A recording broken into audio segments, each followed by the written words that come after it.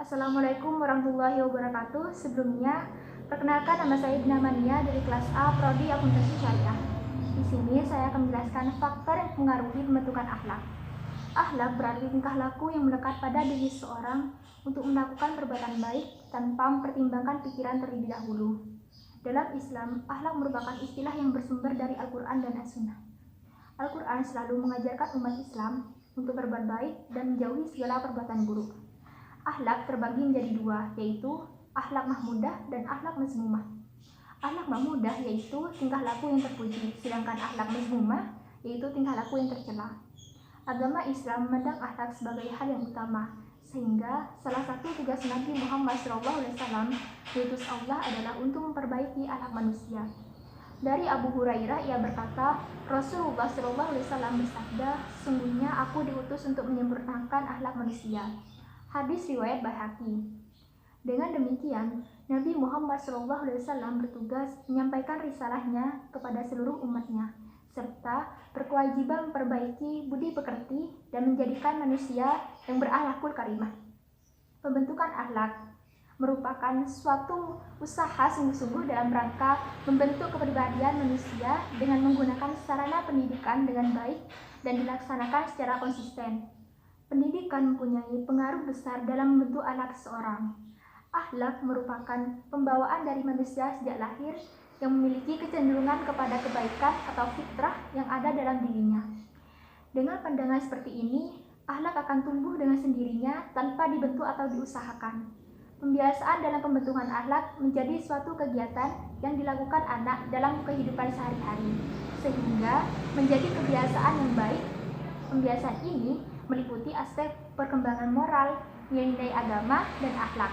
Maka dari itu, tujuan dibentuknya akhlak dalam Islam bertujuan agar manusia tetap berada dalam kebenaran dan senantiasa berada di jalan yang lurus, yakni jalan yang sudah digariskan oleh Allah SWT. Faktor yang mempengaruhi bentuknya akhlak merupakan faktor penting yang berperan dalam menentukan baik dan buruknya tingkah laku seseorang. Faktor tersebut dapat mempengaruhi tingkah laku seseorang dalam pergaulan hidupnya sehari-hari. Adapun faktor-faktor yang mempengaruhi pembentukan akhlak yaitu yang pertama insting, yang kedua keturunan, yang ketiga lingkungan, yang keempat kebiasaan, yang kelima kehendak, dan yang keenam pendidikan. Yang pertama insting.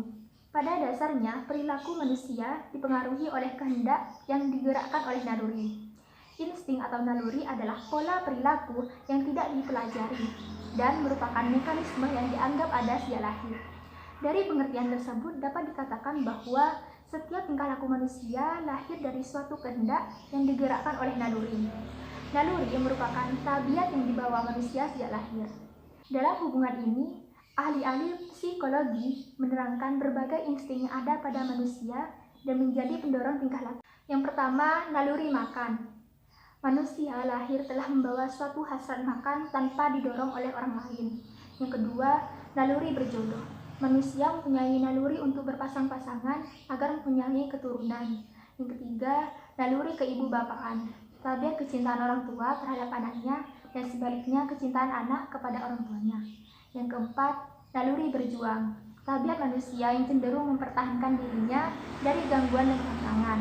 Jika seorang diserang oleh musuhnya, maka dia akan membela dirinya. Yang kelima, naluri bertuhan. Tabiat manusia mencari dan merindukan penciptanya yang mengatur dan memberikan rahmat kepadanya. Naluri ini disalurkan dalam hidup beragama. Yang kedua, keturunan. Turunan adalah kekuatan yang menjadikan anak menurut gambaran orang tua. Turunan bukan hal yang mudah dipecahkan. Misalnya, seorang anak bisa menyerupai orang tuanya atau mungkin juga tidak. Adapun yang diturunkan orang tua kepada anaknya itu bukanlah sifat yang tumbuh dengan matang karena pengaruh lingkungan, adat, atau pendidikan, melainkan sifat-sifat bawaan sejak lahir. Sifat-sifat yang diturunkan ada dua macam. Yang pertama, sifat jasmaniah, yakni kekuatan atau kelemahan otot dan urat saraf orang tua dapat diwariskan kepada anaknya. Yang kedua, sifat rohaniah, yakni lemah atau kuatnya suatu naluri dapat diturunkan pula oleh orang tua yang kelak mempengaruhi tingkah laku anaknya. Yang ketiga, lingkungan. Salah satu faktor yang banyak memberikan pengaruh bagi tingkah laku seseorang adalah lingkungan. Oleh sebab itu, seorang yang hidup dalam lingkungan yang baik, secara langsung atau tidak langsung, akan membuat seseorang memiliki perilaku yang baik. Sebaliknya, apabila seseorang berada dalam lingkungan yang buruk, maka akan memiliki perilaku yang buruk juga. Lingkungan adalah segala sesuatu yang mengelilingi individu sepanjang hidupnya. Lingkungan dalam kehidupan manusia merupakan faktor yang mempengaruhi dan menentukan tingkah laku seseorang baik secara fisik maupun secara psikologis. Lingkungan pergaulan ini dapat dibagi dalam beberapa kategori. Yang pertama, lingkungan dalam rumah tangga. Yang kedua, lingkungan sekolah. Yang ketiga, lingkungan pekerjaan. Yang keempat, lingkungan organisasi. Yang kelima, lingkungan kehidupan ekonomi. Yang keenam, lingkungan pergaulan yang bersifat umum dan bebas. Yang keempat, kebiasaan.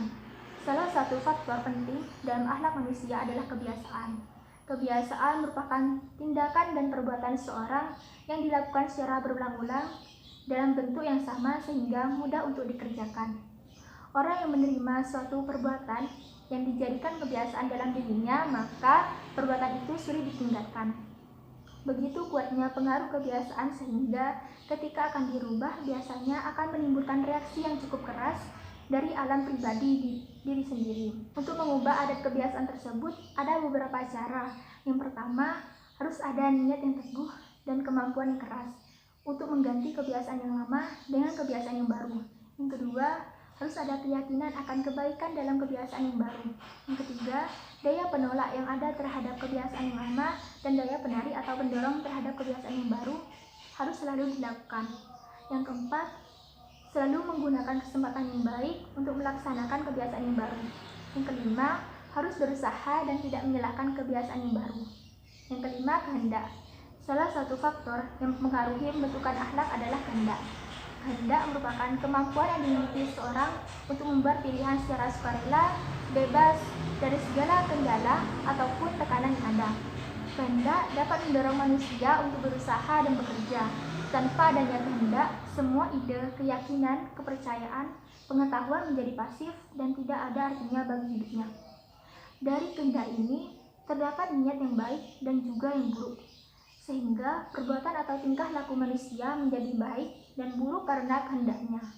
Untuk mengobati berbagai macam kehendak ini dilakukan berbagai cara. Yang pertama, kehendak yang lemah diperkuat dengan latihan, seperti halnya tubuh yang lemah diperkuat dengan latihan badan.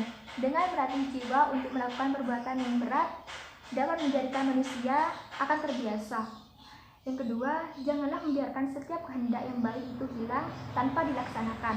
Jika sudah berkehendak, maka akan sepenuhnya ada kesetiaan terhadap rencana semula, sekaligus bertakwa kepada Allah. Yang keenam, pendidikan. Pendidikan memiliki peran yang sangat penting terhadap perubahan perilaku dan pembentukan akhlak seseorang. Berbagai ilmu diperkenalkan agar seseorang dapat memahaminya dan dapat melakukan suatu perubahan pada dirinya. Pendidikan adalah usaha membimbing dan mengarahkan potensi hidup manusia yang berupa kemampuan dasar dan kemampuan belajar agar bermanfaat bagi dirinya dan bagi masyarakat.